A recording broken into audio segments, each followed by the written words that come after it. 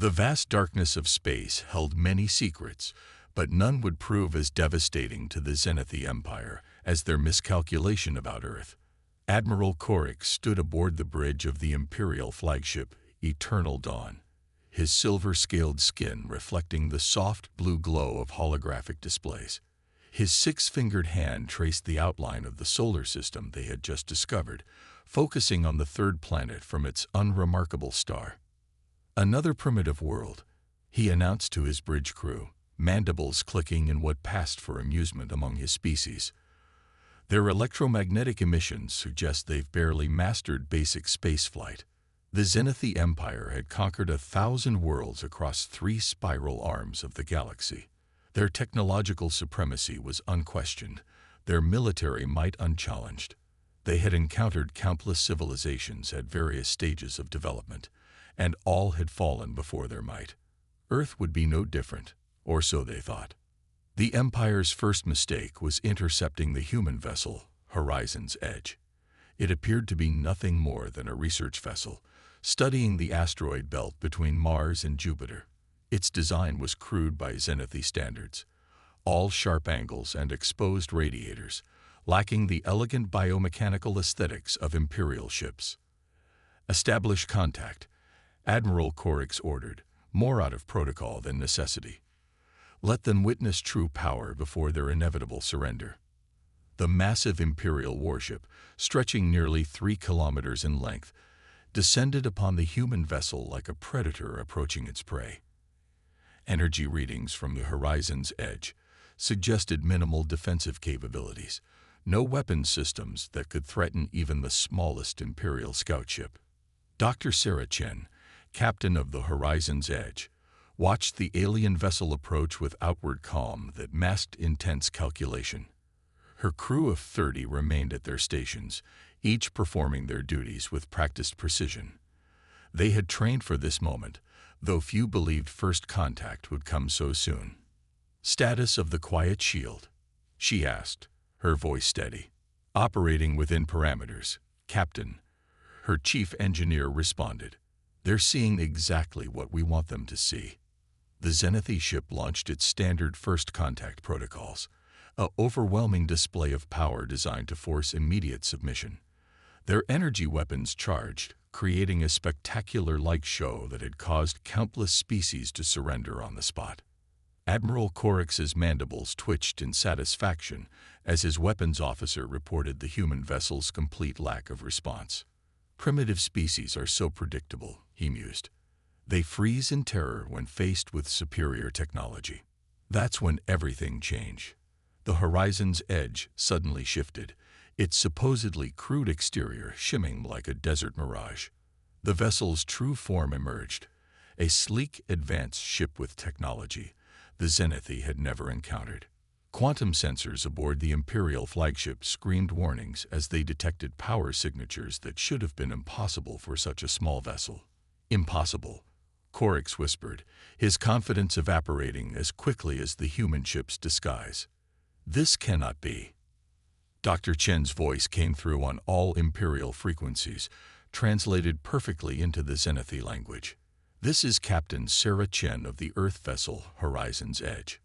We've been studying your approach, your protocols, and your technology for the past 3 hours. Your empire has a habit of underestimating those you consider primitive. That was your first mistake." Before the Imperial flagship could react, the Horizon's Edge launched a precise burst of energy that passed straight through the Zenithis' supposedly impenetrable shields.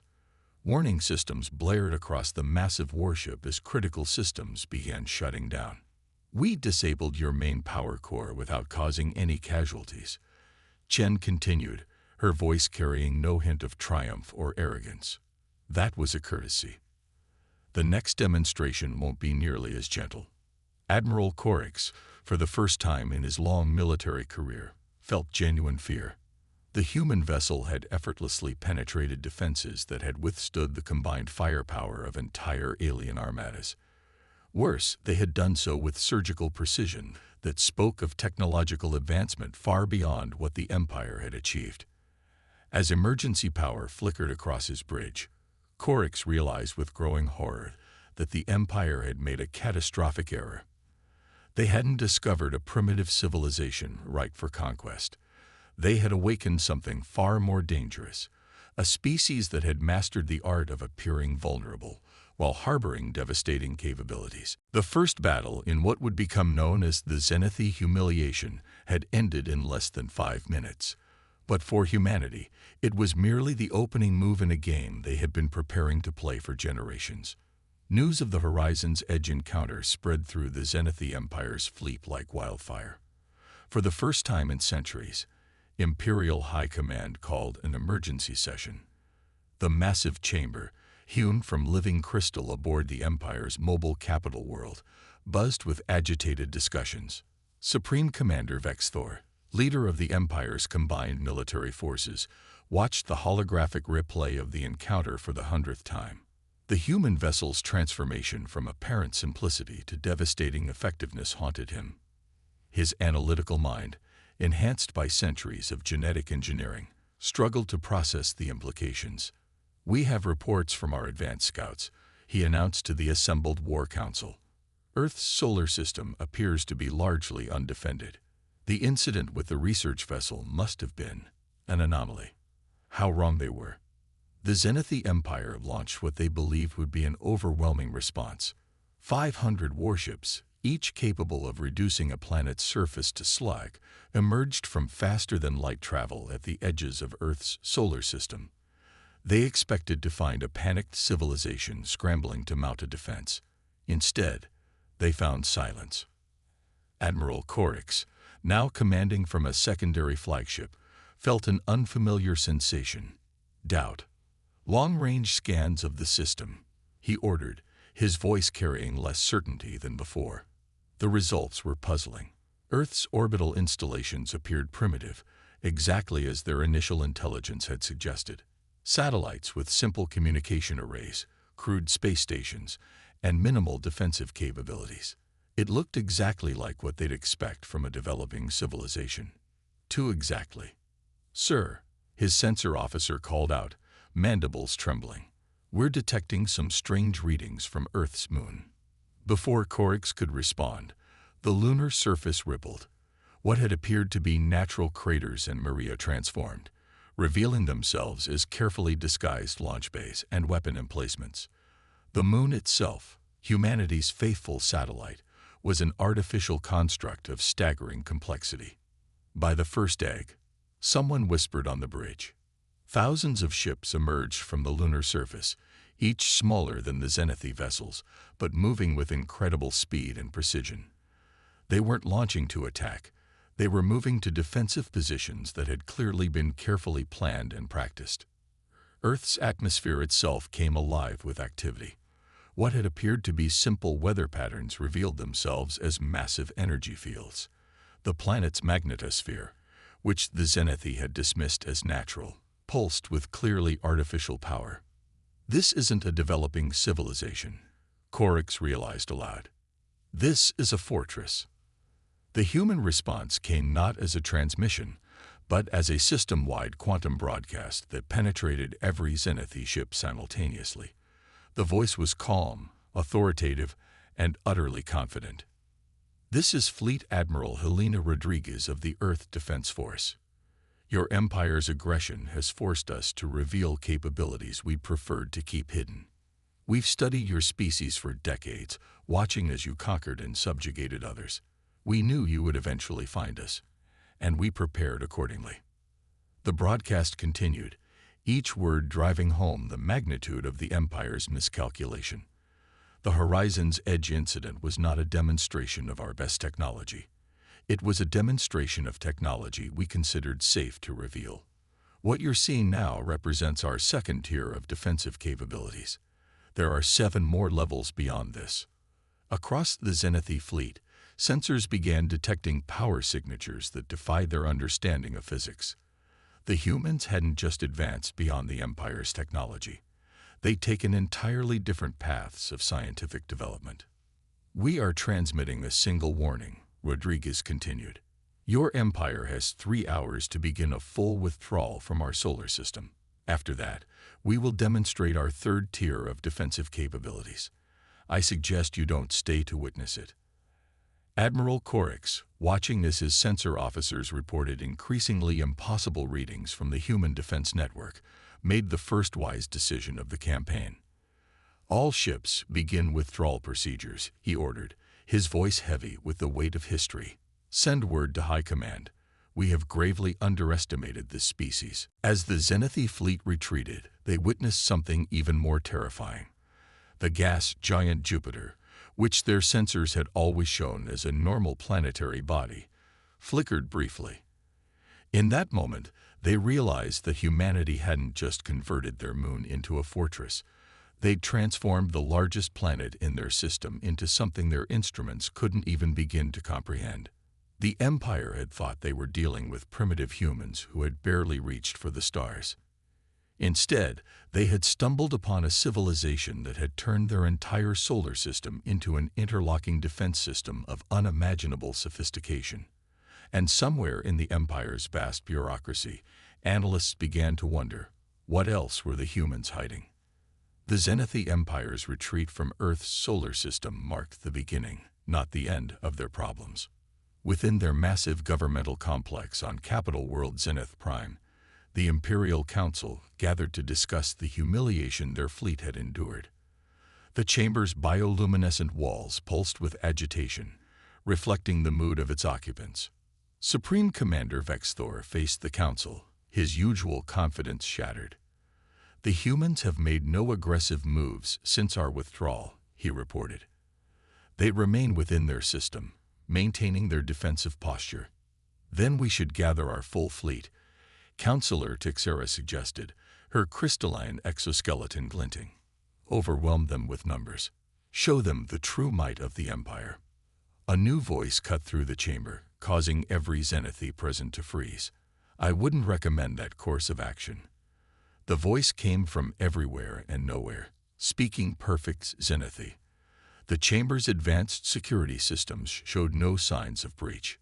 "I am Dr. James Chen, Earth's ambassador to the wider galaxy," the voice continued, calm and measured.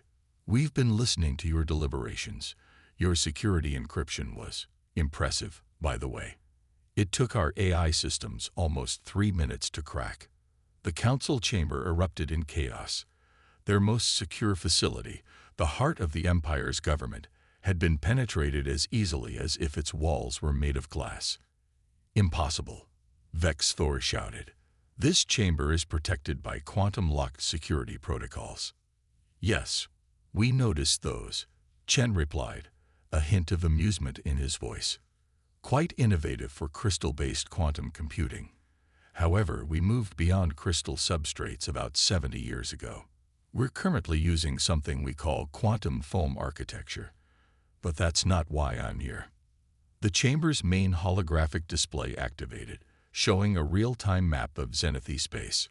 Red dots began appearing across it, spreading like a virus through the Empire's territory. "What you're seeing," Chen explained, "are the locations of human observation posts we've maintained within your empire for the past 30 years. We have detailed scans of every military installation, every shipyard, every defense grid. We know the capabilities and weaknesses of every ship in your fleet." The council watched in horror as more red dots appeared, now showing up in locations they'd considered absolutely secure. Human observers had penetrated the heart of their civilization, and the Empire hadn't detected a thing. "Here's what's going to happen," Chen continued.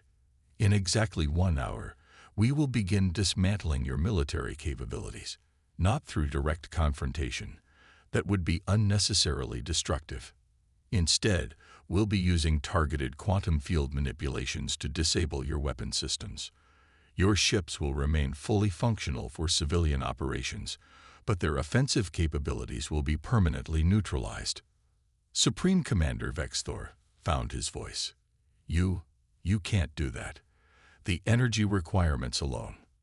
"Actually, we can," Chen interrupted. "We've already done it to your third fleet in the Proxima sector. They just don't know it yet. Check for yourself." Frantic communications with the Third Fleet confirmed the impossible. Every weapon system on every ship had simply stopped working. No explosions, no damage, just complete and irreversible neutralization of their offensive capabilities. This is your final opportunity, Chen said. The Empire has two choices. Option 1. You continue your policy of expansion and conquest, forcing us to systematically dismantle your military infrastructure. Option 2. You begin immediate negotiations for peaceful coexistence with other civilizations. The council chamber fell silent. Generations of Zenithese superiority, centuries of unquestioned dominance, had been undone in a matter of days. And the humans had achieved it without firing a single shot. Oh, and one more thing, Chen added. We've taken the liberty of broadcasting this entire conversation to every world in your empire. Your citizens are currently watching their leadership confront the reality of their situation. We find that transparency helps facilitate peaceful transitions. As the council grappled with this new reality, reports began flooding in from across the empire. The humans hadn't just been watching. They'd been making connections. Dozens of subjugated species had begun rising up, armed with technological innovations that bore distinct human signatures. The Empire's carefully maintained grip on power was slipping through their fingers like stardust. And somewhere in Earth's solar system, behind layers of defenses that the Zenithese still couldn't fully comprehend, humanity's leaders watched as their carefully orchestrated plan unfolded. They hadn't just prepared to defend themselves, they'd prepared to reshape the galaxy's balance of power, one calculated revelation at a time. The great halls of the Galactic Concordat, a loose alliance of spacefaring civilizations, buzzed with unprecedented activity. Representatives from 100 species gathered in the ancient meeting place, their attention fixed on the holographic displays showing the ongoing collapse of Zenithese authority. But the real focus was on the new arrival, the first official human diplomatic delegation. Ambassador Sarah Chen, daughter of Dr. James Chen, stood before the assembled representatives. Unlike the ornate biological or mechanical augmentations worn by other species, she appeared deceptively ordinary. Just as Earth had hidden its true capabilities, its diplomats maintained an appearance of sublime simplicity. The galaxy stands at a crossroads, she began, her voice carrying clearly across the vast chamber. For too long, advancement has been measured by conquest. The Zenithese Empire's mistake wasn't just attacking Earth. It was believing that technological superiority gives the right to dominate. In the galleries above, representatives from formerly subjugated worlds watched with intense interest.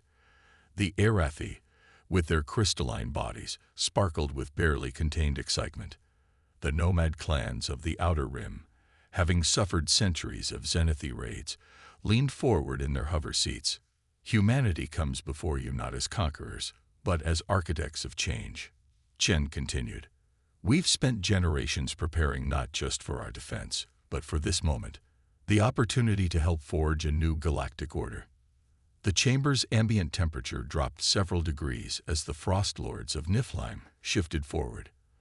Their world had been one of the first to fall to the Zenithese, centuries ago. Pretty words, their speaker hissed, ice crystals forming in the air.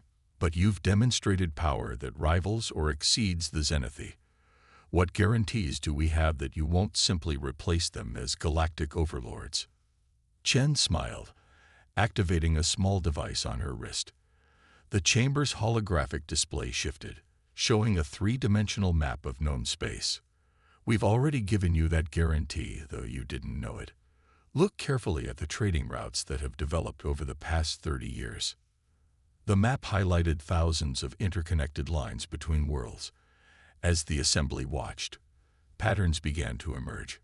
Earth-based companies, operating through countless intermediaries, had been systematically sharing different pieces of advanced technology with various civilizations. We didn't just prepare defenses, Chen explained. We've been slowly, carefully helping every civilization in this room develop unique technological advantages. The Arathi's new crystal computation. We helped refine it. The Nomad clan's revolutionary shield technology, based on principles we shared through seemingly independent research groups. The chamber erupted in murmurs as representatives began recognizing the pattern. Humanity hadn't just been hiding. They'd been actively working to create a balance of power that no single civilization could dominate. Even now, Chen continued, we're not revealing all of our capabilities, not because we wish to maintain superiority, but because we believe every civilization should develop along its own path. We're offering partnership, not patronage.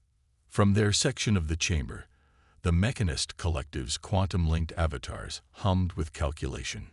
Query: the technological disparities between civilizations has historically led to conflict. How do you propose to maintain stability? Chen gestured, and the holographic display shifted again, showing a complex network of interconnected technologies. By ensuring that every civilization develops unique strengths that others need. The Arathi's crystal computation can't be replicated by the Mechanists, just as the Nomad clan's shield technology won't work for the Frost Lords. We've helped create a galaxy where cooperation isn't just beneficial, it's essential. The implication slowly dawned on the assembly. Humanity hadn't just defeated the Zenith Empire. They'd spent decades laying the groundwork for its replacement. A galactic civilization, where power was distributed not through conquest, but through mutual dependency and cooperation. In their private chamber, the Zenithi representatives watched with a mixture of rage and dawning comprehension. Their empire hadn't just stumbled into a superior military force. They'd encountered a civilization that had outmaneuvered them on every level, turning their own conquest-driven philosophy into the seeds of their downfall. As the Concordat session continued, messages began flowing between worlds. Ancient rivalries were being reassessed in light of newly recognized technological codependencies. The galaxy was reorganizing itself, not through force, but through the careful diplomatic architecture that humanity had spent generations building. And in Earth's secret chambers, the true architects of this grand strategy watched with satisfaction. Their species had prepared not just to survive first contact, but to reshape the very nature of galactic civilization. The age of empires was ending, replaced by something far more intricate and stable. A network of civilizations bound together by the very diversity that had once divided them. 1 year after the Zenithi Empire's failed attack on Earth, the galaxy had transformed in ways that even humanity's careful planning hadn't fully anticipated. The Great Dome of Unity Station, constructed in neutral space between Earth and former Zenithi territory, hosted the final act of an empire's fall and a new order's rise. Supreme Commander Vexthor, now serving as the transitional leader of the former empire, stood before the assembled representatives of 50 formerly subjugated species. His once pristine ceremonial armor was simplified, stripped of the countless medals and honors that had marked Zenithi's superiority. "The document before us," he announced, his voice carrying none of its former arrogance, formally dissolves the Zenithi Empire and establishes the framework of cooperative advancement. His hands, once used to sign conquest orders, now trembled slightly as they moved across the quantum-sealed agreement. Dr. James Chen, Earth's architect of galactic change, watched from a simple observer's position. Humanity had deliberately chosen not to sit at the main table. This moment belonged to the species who had suffered under empire rule. The framework wasn't just a peace treaty. It was a complete reimagining of galactic civilization. Each signing species committed to sharing their unique technological and cultural developments through a carefully structured exchange system. The very differences that the empire had once used to justify conquest now became the foundation of cooperation. But not everyone embraced the new order. A faction of hardline Zenithi military commanders, led by Admiral Korix, had disappeared into unexplored space with a significant portion of the empire's fleet. They had spent months gathering allies, preparing for one final attempt to restore the old order. Their attack came without warning. Quantum sensors across developed space detected the approach of the largest combat fleet ever assembled. Korix had convinced several other displaced military powers to join his cause, promising them a share in the restored empire. The response they encountered defied their expectations yet again. As the rebel fleet approached Unity Station, they found not Earth's defensive fleet, but a combined force of former Empire subjects. The Arathis crystal ships phased through space in ways that defied physics. The Nomad clan's vessels wielded shield technologies that had been refined far beyond their original specifications. Even the Frost Lords, once considered primitive, commanded ships that could manipulate fundamental forces in ways the Empire had never imagined. "You still don't understand, do you, Admiral?" Dr. Chen's voice came through on all frequencies. "We never needed to fight you ourselves. We just needed to give everyone else the tools to stand up for themselves." The battle that followed wasn't the one-sided slaughter Korix had expected. Each species deployed technologies that humanity had helped them develop, each filling a unique tactical role. The Arathi ships could phase through traditional shields. The Nomad clan's defense systems could absorb and redirect energy weapons. The Frost Lord's temporal manipulation devices could slow enemy ships to a crawl. What Korix had intended as a restoration of Empire power instead became a demonstration of the New Order's strength. His fleet, still relying on brute force and overwhelming firepower, found itself outmaneuvered and outdated. One by one, his allies recognized the futility of their position and stood down. Hours later, as cleanup operations began around Unity Station, the galaxy witnessed something unprecedented. The defeated ships weren't destroyed or captured. They were invited to join the framework. Their crews were offered the same opportunities for advancement and cooperation that had been extended to others. The greatest weapon humanity developed, Ambassador Sarah Chen addressed the expanded council, wasn't our technology. It was our understanding that true strength comes from lifting others up, not holding them down. The Zenithii Empire's greatest mistake hadn't just been attacking Earth. It had been clinging to a philosophy of dominance in a galaxy that was ready for something more. Their hubris had triggered not just their own fall, but the rise of a new galactic order, one built not on conquest, but on the principle that diversity itself was a source of strength.